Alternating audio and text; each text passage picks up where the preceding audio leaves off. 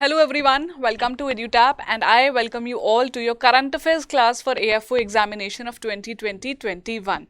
So guys, myself Ritika, I am your mentor for current affairs, agriculture current affairs for the AFO examination.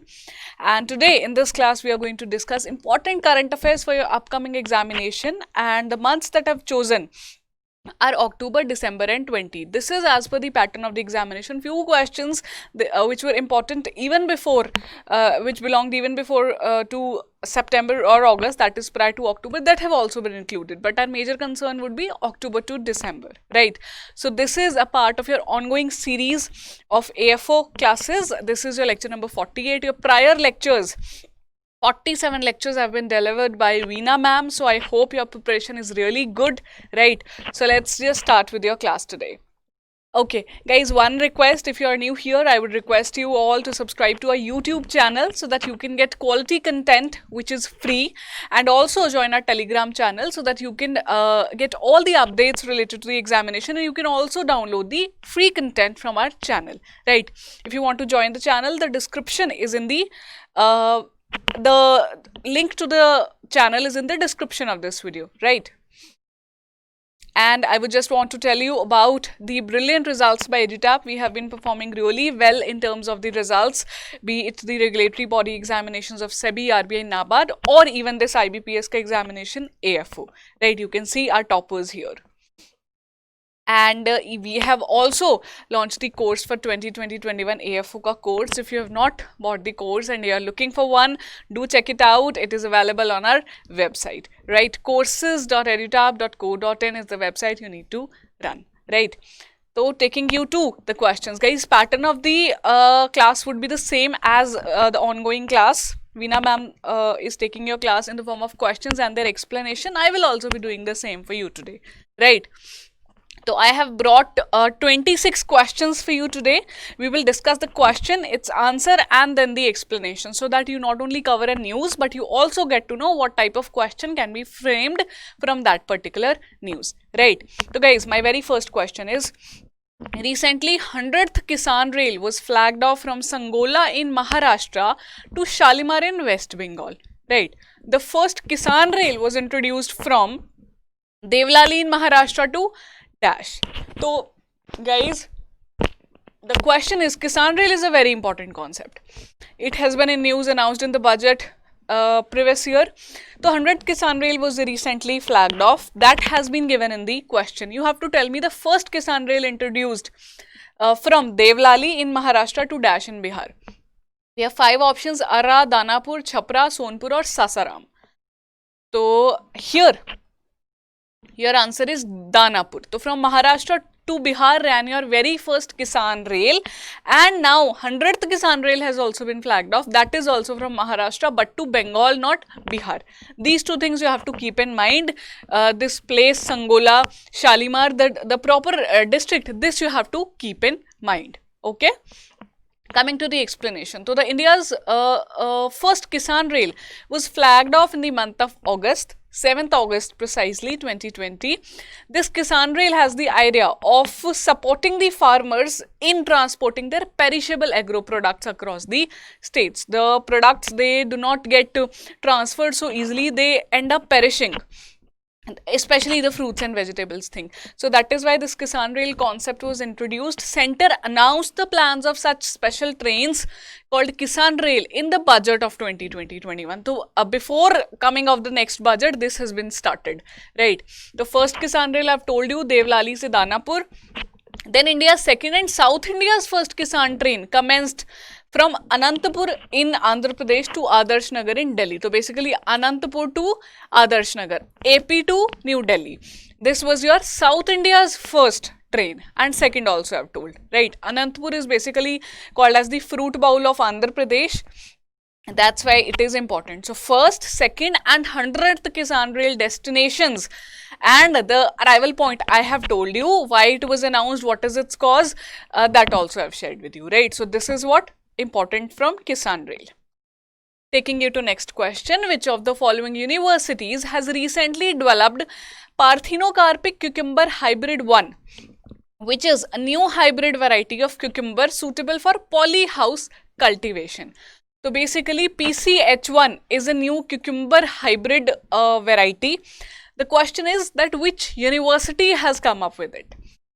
Options are Tamil Nadu Agriculture University, Rajendra Agri University, Kerala Agri University, Punjab Agri University or Navsari Agri University. So if you have read about it, it's easy for you to identify it. Our answer would be KAU, that is Kerala Agriculture University. Guys, KAU has introduced a new hybrid variety, Parthenocarpic cucumber hybrid, KPCH1 it is called as. It is suitable for polyhouse cultivation. You can see this is the polyhouse in which it will be cultivated. So the cucumber fruit is harvested in an immature stage, and the vertical height of the polyhouse is going to be utilized for the production of more and more fruiting nodes. So the idea is that who has come up with this variety and what is this Parthenocarpic hybrid? It's a variety of cucumber. These are the two things you have to know from this particular question or particular news. Next is, recently in September again, Shweta Kapila was seen in news. It's a breed of dash. So guys, Shweta Kapila is a breed of, it is very famous and it's a breed of cow, right? So see the picture of Shweta Kapila breed. This breed is called as Shweta Kapila. ICAR, Indian Council of Agri Research, NBAGR, National Bureau of Animal Genetic Resources, has recognized Shweta Kapila cows as a Goan breed. It has been recently recognized as a Goan breed. So that is why Shweta Kapila was in news. They are known, these Kapila cows are known for the nutritional value of their A2 rich milk. A2 rich milk is really good for health, and they are found in the areas of Goa. So that is why they are in news. So you have to know that which state Shweta Kapila breed of cows belong to. It's a breed of cows. I'll just write it down. See. Sabse pehle, the very first thing is Shweta Kapila itself, right? Then secondly, it's a breed of cows from Goa. And the fourth thing is that it is known for its A2 milk, A2 rich milk, right? And NBAGR, which is located in Karnal, Haryana, has come up with this recognition to Shweta Kapila cow. Okay? Next question. Recently, a virtual meeting of G20 Agriculture and Waters Ministers has been held. It was presided by which of the following countries? So this question is from September. I told you that the questions which are even prior to October and are relevant, they are also included, right? The G20 Agri and Water Ministers meeting has recently taken place. This year, all meetings took place virtually because of the pandemic thing, right? So this was presided by Russia, Saudi Arabia, USA, South Africa or France.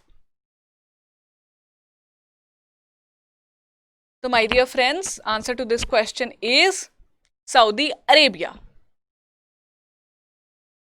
Next question, this is it. So this meeting has taken place virtually under the presidency of Saudi Arabia. That's what you need to know. That is it from this question. Government of India has recently decided to introduce a comprehensive and integrated National Fishery Policy 2020 by integrating the national policy on marine fisheries with other policies which are related to fisheries, right? When was NPFM, that is National Policy on Marine Fishery, introduced in India? Now this is a current affair related question because recently government announced that they are going to basically merge the various policies which are already there related to fishery and come up with a new NFP, which is National Fisheries Policy. Okay? So when was NPFM introduced in India? Your options are 2015, 2016, 2017, 2018, 2019. So guys, your answer is 2017, right? This policy was introduced in 2017. Now it is going to be submerged under a new policy of fisheries, right? So different policy are going to be together brought into one, and Government of India has also announced a scheme, a dedicated scheme for fishery, that is Pradhan Mantri Matsya Sampada Yojana. So Matsya Sampada is a very important scheme. It has been announced under Atmanirbhar Bharat package, the COVID relief package. Under this Sampada Yojana and policy was also announced. Policy was not announced under the COVID package, but this Sampada Yojana was announced, right? So the idea is that you should know when was this national policy on marine fisheries introduced in India and in which year this policy was announced, and it is recently going to come. Question 6. Which of the following banks has been recently planning to launch a loan product called Safal, which is Safe and Fast Agriculture Loan, primarily focused on organic cotton growers who don't have any credit history?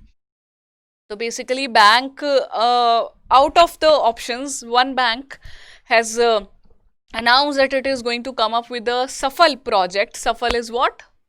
Safe and fast agriculture loan for organic cotton growers, the most important thing. Our answer is State Bank of India. This is very easy to recall. Why? Because State Bank of India is the largest public sector bank of India. Most of the people, you must be able to relate that when you were in school or colleges, if you used to go to like for scholarship or some fee submission, SBI is the bank where you are always directed to, either fill your challans or something.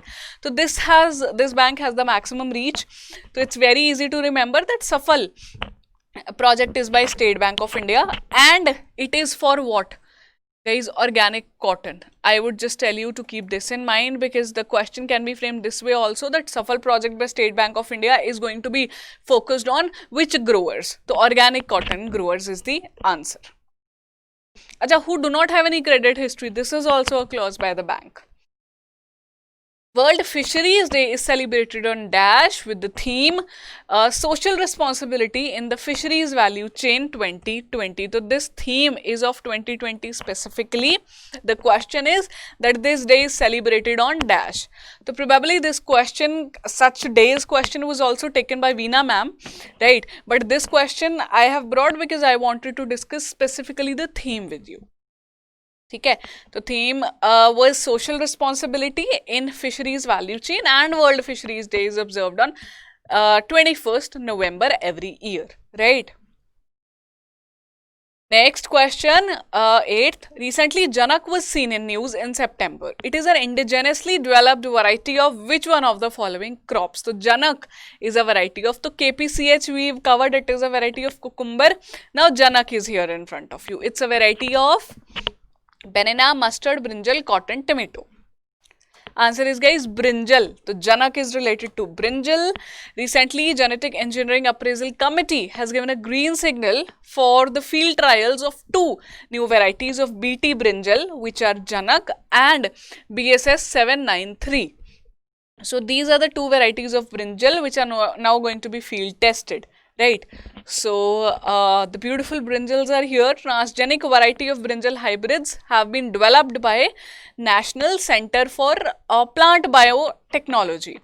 This also you have to know that who has developed it. Second, the name of the variety of BT brinjal, and third, this is a very generic thing, that this appraisal committee is the one which is responsible for recommending that which can be done, which farm product can be actually tested on field if it is a BT wala product, right? So hybrid variety code for the purpose of testing. So this is a generic thing. Next question, a figure-based question. This you have to keep in mind. As per first advance estimates released recently, the estimated production of food grains during Kharif 2021 is dash million tons. This is difficult to remember, but please do remember it. Download the PDF and mark it down or write it down somewhere. 144.52 million tons. So this is according to the first advance estimates. This is by the government release on Press Information Bureau. Government releases these things. The estimated production is 144.52 million tons. Question 10. Which of the following states CM has recently instructed all its districts to be part of the E-Shakti platform by December 2020. So basically the question is that E-Shakti platform belongs to the state of Tamil Nadu, right? CM Palaniswamy has instructed all the district of TN to be part of the E-Shakti platform, which is an initiative to digitize the self-help groups. So E-Shakti is related to Tamil Nadu.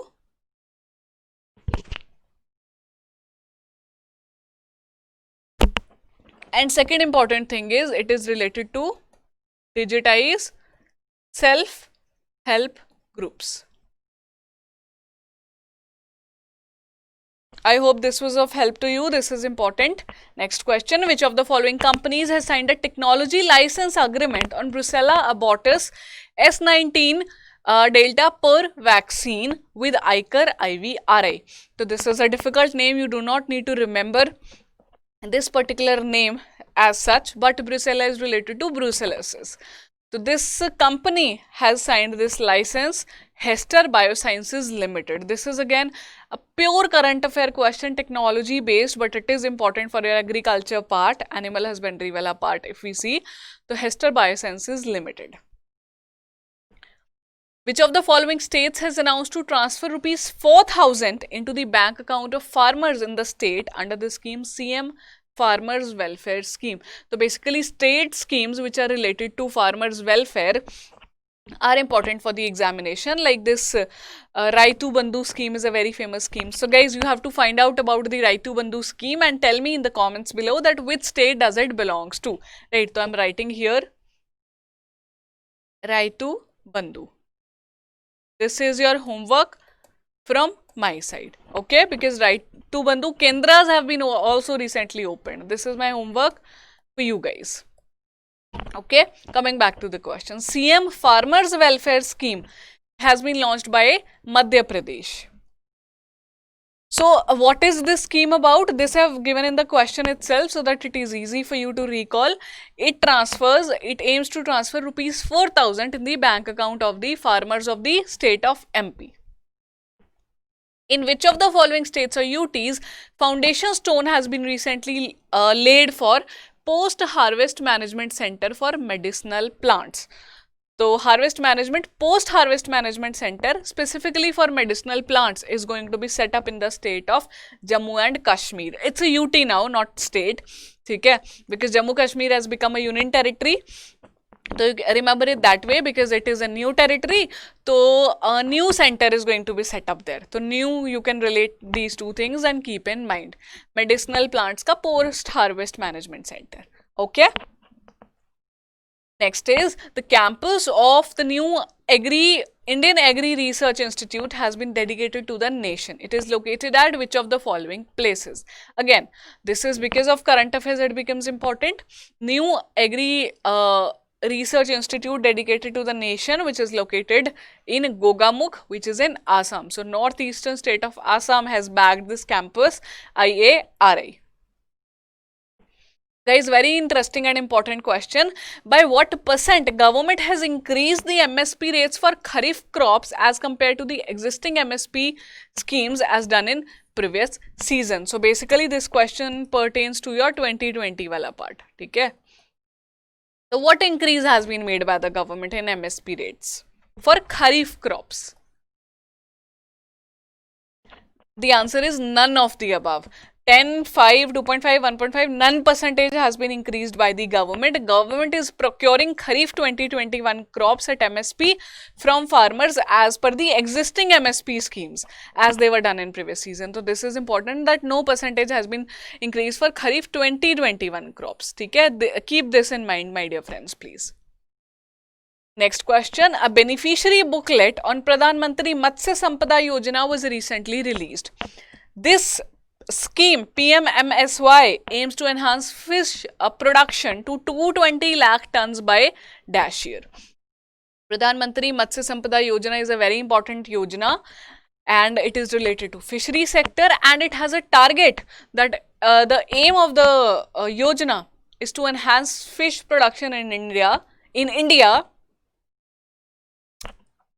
to 20 lakh tons by the year 2024-25. Option 3 is your right answer. Very important. 220 lakh tons, right?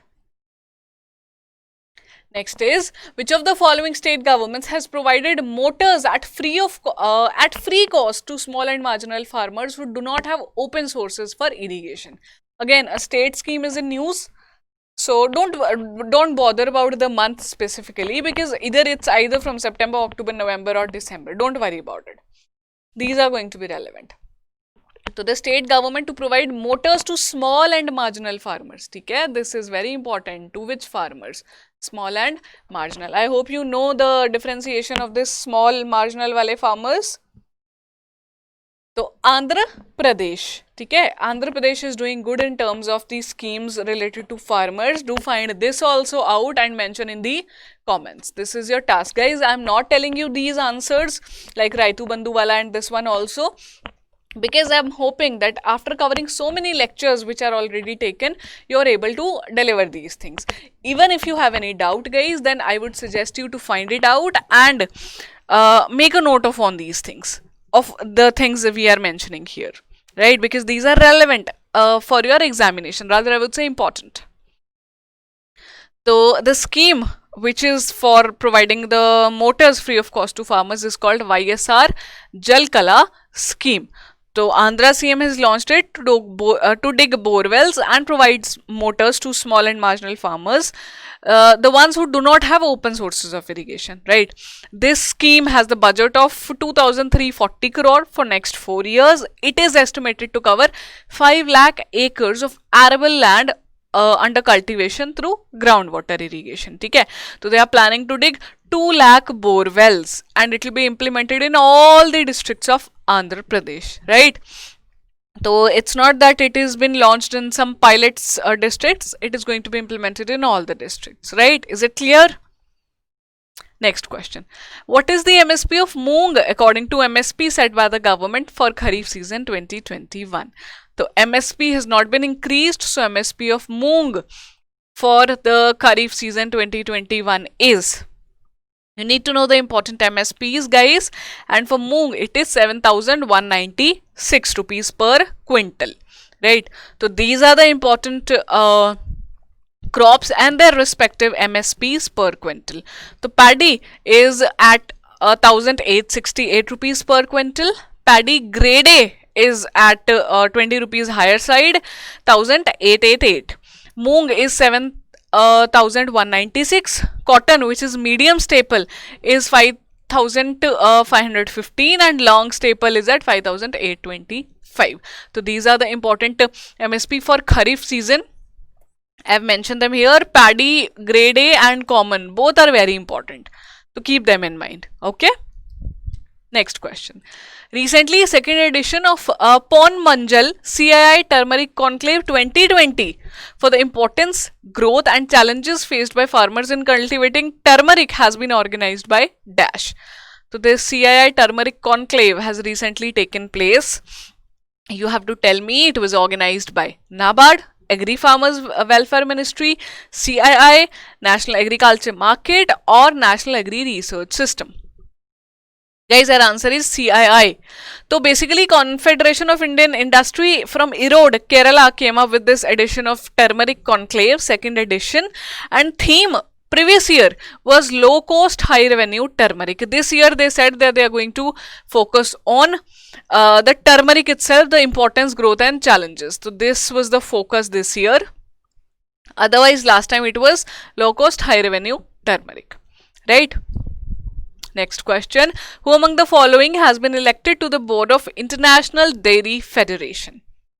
This is an important current affair, although not directly related to agriculture, but still because this Dairy Federation is related to like your agri wala part. So that's why we are covering this here. This is an important international body to which an Indian person has been appointed. The answer is Dilip Rath. I'll show you the picture of Dilip Rath. This is Dilip Rath. He is now the head of IDF. Okay. And guys, he is the chairman of National Dairy Development Board. NDDB is itself important for you. The chairman of that has been elected as the head of IDF. He played a very important role in signing the Dairy Declaration at the World Summit, Dairy World Summit, which took place in 2016. Right. So that's why we are covering this particular thing. You do not need to go in detail about this World Dairy Summit because it is not now related to current affair. It took place like 4 years back, rather 5 years back. So you can just simply avoid it. But appointment of Dilip Rath ji to the IDF post is very important. He is not the head, but he has been elected to the board of IDF, right? I'm sorry, I apologize for this. He's not the head, rather a board member, right? Next question. Dash has announced that it is preparing a perspective action plan for increasing export of millet and millet products for a period of 5 years starting 2021-2026 in collaboration with IIMR. IIMR is Indian Institute of Millet Research. So basically millets are very important, have very high nutritive value. So out of these, who has announced that they are going to come up with an action plan for increasing the export of millets in collaboration with IIMR? NAFED, HAFED, both 1 and 2, FCI or APIDA. Friends, even if you do not know, you have not read about it, it's very easy to answer this question. Why? This is related to exports. So agriculture products के exports से related there is this body APIDA. So whenever we are, most of the times when we are talking about the agri exports etc., APIDA is the body which should come in your mind, right? So Agriculture Products Export Development Authority plus Millet Research Institute, they have come together and they are going to plan an action, they are going to come up with an action plan for the export of millets and millet products. Okay, this is very important and the years are 5-year plan. This is going to be few things I'll tell you about millet, although you must have read about them in your static path. It's a common term which is used to categorize the small seeded grasses which have a very high nutritive value, and the examples are sorghum, pearl millet, ragi, small millet, foxtail millet. These are all the small seeded grasses and they are also often termed as nutri cereals because of their nutritive content, right? Next question. As per the ICAR ranking for 2019 released in December 2020, which of the following is the top agri institution in India? So ICAR has come up with a ranking for the previous year. In December, recently it was announced, top 10 institutes were announced. The rank 1 institute, agri institution in India is PAU Ludhiana, NDRA Karnal, IARA New Delhi, IVRA Izatnagar or TNAU Coimbatore. Answer is guys NDRI Karnal, National Dairy Research Institute of Karnal, Haryana is at the top position in the ranking which is given by ICAR. So top 10 institutions as per the ICAR ranking are here in front of you. You do not need to remember all 10. It would be better if you know just the one and the one which you are like aware about. Let's say if you are living in Tamil Nadu, then you must know that Tamil Nadu Agriculture University is in Coimbatore. Know about its rank also. It will help you, right? Because you know about your state, I would suggest, right? So the first is Haryana's NDRI, followed by Punjab's Agri University, Ludhiana. Okay. Question 23. Guys, Marine Products Export Development Authority, MPDA, has launched India's first multilingual call center for aqua farmers in which of the following places? So APIDA is planning to come up with a millet action plan for the exports. Now Marine Products Export Development Authority has also launched a call center for aqua farmers. You have to tell me where is this call center which is multilingual located?